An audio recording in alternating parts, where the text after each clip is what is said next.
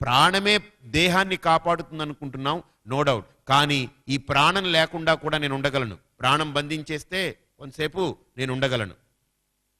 ఆ లోపల ఏదో కొట్టుమిట్టాడుతుంది, శరీరం కాదు. ప్రాణాన్ని ఆపేస్తే శరీరం బాగానే ఉంది, ఇలానే కూర్చుంటాం ప్రాణాయామంలో. కానీ లోపల ఏదో కొట్టుమిట్టాడుతూ ఉంటుంది. గాలి కావాలి, గాలి కావాలి. ఏంటది?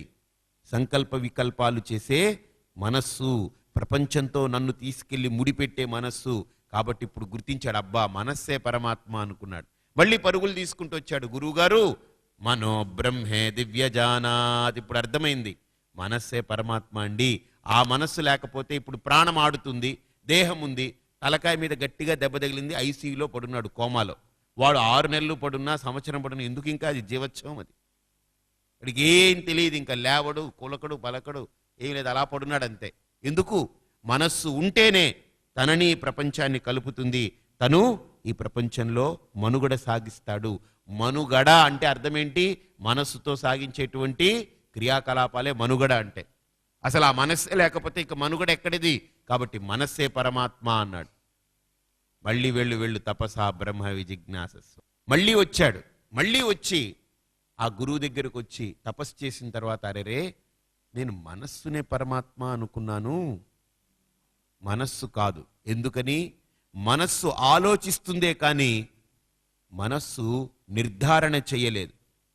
ఆలోచిస్తుంది మనస్సు అంతే తప్ప ఇదమిత్తంగా నిర్ధారణ చేయలేదు.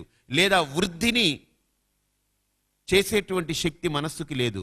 విజ్ఞానమే గొప్పది మనస్సు కంటే, అంటే బుద్ధి గొప్పది మనస్సు కంటే. కాబట్టి విజ్ఞానమే ఈ లోకానికంతా కూడా కారణం. విజ్ఞానం యజ్ఞం తనుతే కర్మాణి తనుతే పిచ విజ్ఞానం దేవా సర్వే బ్రహ్మజ్యేష్టముపాసతే విజ్ఞానం బ్రహ్మ చేద్వేద తస్మాచ్చేన్న ప్రమాద్యతి. విజ్ఞానమే ఈ లోకాన్నంతా కూడా నడిపించేది, అంతే కదా. జ్ఞానం లేకపోతే జ్ఞానం విహీనః పశుభిః సమానః. పశువులు ఏమైనా వృద్ధి చేస్తుందా?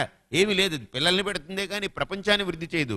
ఈ ప్రపంచమంతా ఇంత గొప్పగా, ఈ దేశము కానీ ప్రపంచం కానీ ఈ భూమి కానీ అన్నీ కూడా ఇంత వృద్ధి చెందుతూ ఇంత ముందుకు సాగుతుందని అంటే దానికి విజ్ఞానం ఒకటే కారణం. కాబట్టి గురువుగారు విజ్ఞానమే బ్రహ్మ అన్నాడు. మళ్ళీ నవ్వాడు ఆయన. వెళ్ళు తపస్సు చేయి.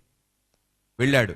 అసలు ఈ దేహం కానీ ప్రాణం కానీ మనస్సు కానీ ఆలోచనలు కానీ ఈ జ్ఞానము విజ్ఞానం కానీ ఇవన్నీ ఎందుకు? నేను ఆనందంగా ఉండాలని కదా. అసలు నాకు ఆనందాన్ని ఇవ్వకపోతే వినే అవసరమా నాకు? కాదు. కాబట్టి ఆనందమే ద అల్టిమేట్, ఆనందమే లక్ష్యం. ఆనందం కోసమే బ్రతుకుతున్నాం ఇక్కడ.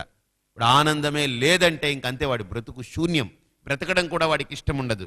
కాబట్టి ఆనందమే నేను పొందాలనుకునేటువంటి అంతిమ విషయం. నా లక్ష్యం ఏంటి? ఆనందాన్ని పొందాలనుకోవడం. కాబట్టి ఆనందమే పరమాత్మ. ఆనందో బ్రహ్మే దివ్యజానాత్ అని మొదలు పెడతాడు. మొదలుపెట్టి చూస్తాడు. ఆనందాన్ని పొందితే అది మళ్ళీ పడిపోతుందేమో. ఏదైనా పొందామోనంటే ప్రారంభమైందంటే ఏమవుతుంది? అంతమవుతుంది. ఏదైతే దేనికైతే బిగినింగ్ ఉంటుందో దానికి ఎండింగ్ ఉంటుంది. కాబట్టి ఇప్పుడు ఆనందాన్ని నేను పొందాలనుకుంటున్నాను, పొందాననుకోండి పోతుంది. కానీ వచ్చేది పోయేది నాకొద్దు, శాశ్వతమైనది కావాలి. కాబట్టి ఎవడు ఆనందాన్ని కోరుకుంటున్నాడు? వాడెవడు? వాడి మీద విచారణ చేశాడు. వాడు దేహం కాదు, ప్రాణం కాదు, మనస్సు కాదు, బుద్ధి కాదు. ఆనందాన్ని కోరుకునేటువంటి వాడి యొక్క స్వరూపమేంటో విచారణ చేశాడు. చేసిన తర్వాత వాడికి అర్థమైంది, ఆనందాన్ని వాడు గుర్తించకుండా కోరుకుంటున్నాడు. వాడి స్వరూపమే ఆనందం. అది గుర్తించకపోవడం వల్ల వెలితి కలిగి ఎక్కడికో బయటికి వెళ్ళి తెచ్చుకోవాలనుకుంటున్నాడు. కాబట్టి తన స్వరూపాన్ని గుర్తించిన తర్వాత సైషాబార్ గవివారుణి విద్యా అయిపోయింది. అక్కడితోటి ఇంకా వెళ్ళడు గురువు దగ్గరికి. ఎందుకని? తను ఏది పొందాలనుకుని గురువు దగ్గరికి వెళ్ళాడో అది గురువు అనుగ్రహంతో తపస్సు ద్వారా ఆ స్థితిని చేరుకున్నాడు. ఇంకా వెళ్ళడు గురువు దగ్గరికి. అయిపోయింది అక్కడితో వాళ్ళిద్దరి చాప్టర్.